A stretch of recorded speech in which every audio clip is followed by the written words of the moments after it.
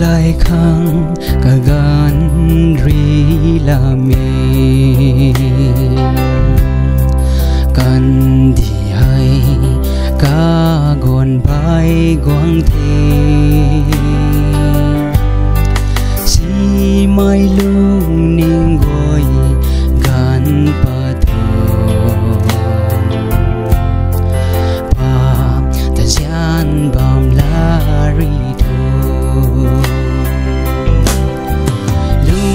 lại khang in thôn khang đếch lâu rêu thôn pan ti ta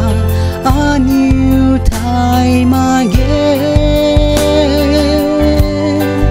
in tao hay cả gần đi thế ra quang khâu nàng lùng đi lâu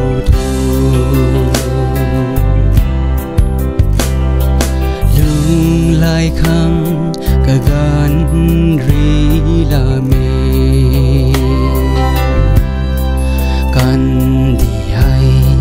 cả gon bay quang thi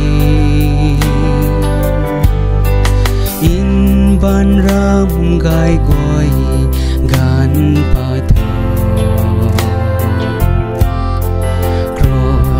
giao na lung đã thâu lung lại khang in thôn khang đếch lâu rêu thôn pan ti ta an yêu thái mà ghé in tao hay cả gần đi thế quang khâu nàng lung đi lâu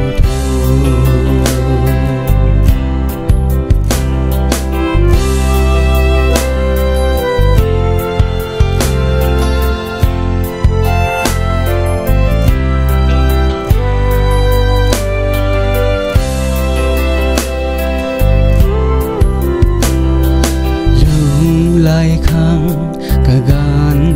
ri la me kan đi hay cả gon bay quang thi